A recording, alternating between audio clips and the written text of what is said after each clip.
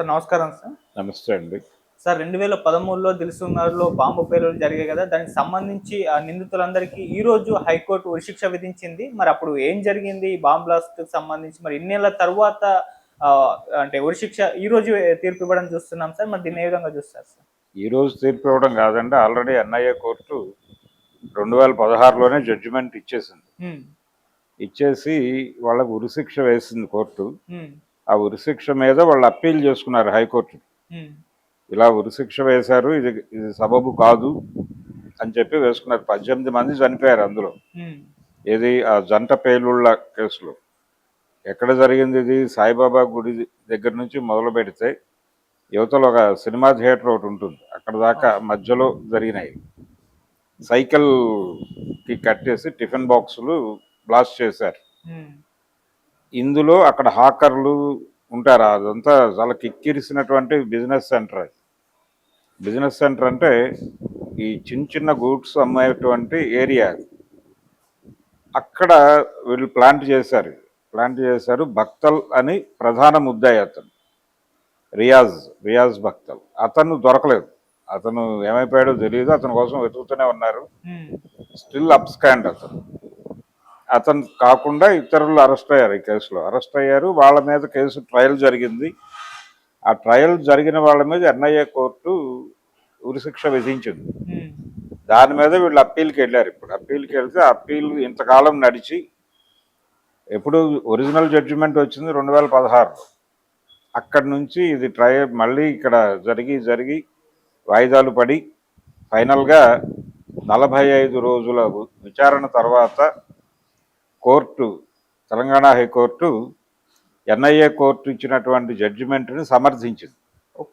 సమర్థించి ఉరిశిక్ష అమలు చేయవచ్చు అని చెప్పేసింది. కాబట్టి జస్టిస్ శ్రీసుధ గారు, ఇంకొక జడ్జి, వారు కలిసి ఈ జడ్జిమెంట్ ఇచ్చారు, ధర్మాసనం.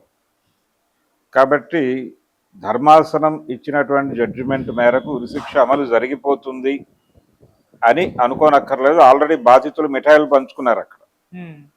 అంత మాత్రం చేత ఉరిశిక్ష అమలైపోతుంది అని కాదు. వీళ్ళు హైకోర్టు జడ్జిమెంట్ మీద సుప్రీంకోర్టుకి అప్పీల్ చేసుకుంటారు. సుప్రీంకోర్టుకి అప్పీల్ చేసుకున్న తర్వాత సుప్రీంకోర్టులో ఎంత టైం తీసుకుంటుంది ఇది బెంచ్ మీదకి రావడానికి, అంతకాలం వీళ్ళు ఉంటారు. ఈ అప్పీలు నడిచి సుప్రీంకోర్టులో కూడా ఇప్పుడు ఎన్ఐఏ కోర్టు జడ్జిమెంట్ని ఎలాగైతే హైకోర్టు సమర్థించిందో అలాగే ఈ హైకోర్టు జడ్జిమెంట్ని, ఎన్ఐఏ కోర్టు జడ్జిమెంట్, ఈ రెండింటిని సుప్రీంకోర్టు ఓకే చేయొచ్చు, డినై చేయొచ్చు.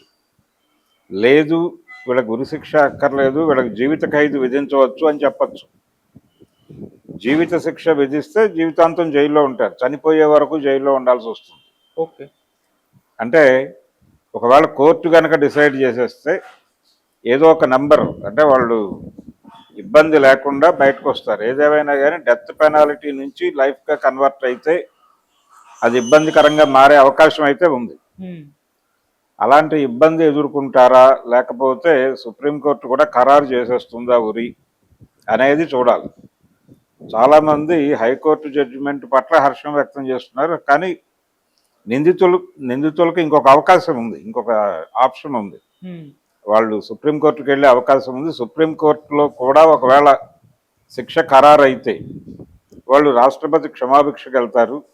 అది కూడా 2 times to 3 times వరకు వెళ్ళే ఛాన్స్ ఉంది. వెళ్ళిన తర్వాత అక్కడ కూడా ఒకవేళ పార్డన్ లభించకపోతే అనివార్యంగా ఎన్ఐఏ కోర్టు విధించినటువంటి శిక్ష అమలు జరుగుతుంది. అంటే 16 నుంచి ఇప్పటికి ఎన్ని సంవత్సరాలు పట్టింది అనేది మనం చూస్తే ఒకసారి అదొక 4, ఇదొక 5, 9. సో ఇంకొక 9. ఆ తర్వాత ఇది ఎప్పటికి అవుతుంది అనేది ఇప్పట్లో తేలే వ్యవహారం కాదు. అంతకాలం వాళ్ళు జైల్లో ఉండే అవకాశం అయితే ఉంటుంది. అప్పీల్ బెయిల్ కూడా ఇవ్వచ్చు, కానీ ఈ కేసుల్లో బెయిల్స్ ఇవ్వరు కాబట్టి వాళ్ళు జైల్లో ఉండాల్సి వస్తుంది అనివార్యంగా. సో ఈ హసన్ అండుకో వీళ్ళందరూ ఉన్నారు ఆ కేసులో. వీళ్ళందరూ మరి అంటే యాక్చువల్గా వీళ్ళు నిందితులా కాదా అంటే ప్రూవ్ అయింది వీళ్ళ మీద కోర్టులో. అంటే ప్రాసిక్యూషన్ సబ్మిట్ చేసినటువంటి విట్నెసెస్ అన్నీ కూడా వీళ్ళని గుర్తించడం మాత్రమే కాదు, వీళ్ళ పార్టిసిపేషన్ ఉందని అవి చెప్పేసినాయి. ఆ సాక్షుల నుంచి వచ్చిన వాంగ్మూలాల ఆధారంగానే ఆ జడ్జిమెంట్ వచ్చింది ఎన్ఐఏ కోర్టు నుంచి. ఎన్ఐఏ కోర్టు నుంచి వచ్చినటువంటి జడ్జిమెంట్ని హైకోర్టులో కాంట్రడక్ట్ చేసే ప్రయత్నం చేసినప్పటికీ జడ్జి గారు కింది కోర్టులో అంటే హైకోర్టులో ఇదేం జరగదు, రీఎగ్జామినేషన్ ఏం జరగదు, జస్ట్ మెరిట్స్ మీద చర్చ జరుగుతుంది అంతే. కింది కోర్టు ఎన్ఐఏ కోర్టు జడ్జిమెంట్ మీద దానిలో ఉన్న మెరిట్స్ డిమెరిట్స్ మీద లాయర్లు ఇచ్చినటువంటి వాంగ్మూలాల ఆధారంగా ఒక డిస్కషన్ జరుగుతుంది, ఫైనల్ డెసిషన్. ఇది 45 రోజులు జరిగిందని చెప్తున్నారు. ఈ 45 రోజుల కార్యక్రమం ఆ తర్వాత వాళ్ళు ఒక కంక్లూజన్కి వచ్చి ఈ జడ్జిమెంట్ ఇచ్చారు. కాబట్టి ఈ జడ్జిమెంట్తో ఇప్పుడు ఇమ్మీడియట్గా వాళ్ళకి ఏదో ఉరిపడిపోతుంది, వాళ్ళని ఇమ్మీడియట్గా రేపో ఎల్లుండో ఉరి తీస్తారు అనుకోనక్కర్లేదు.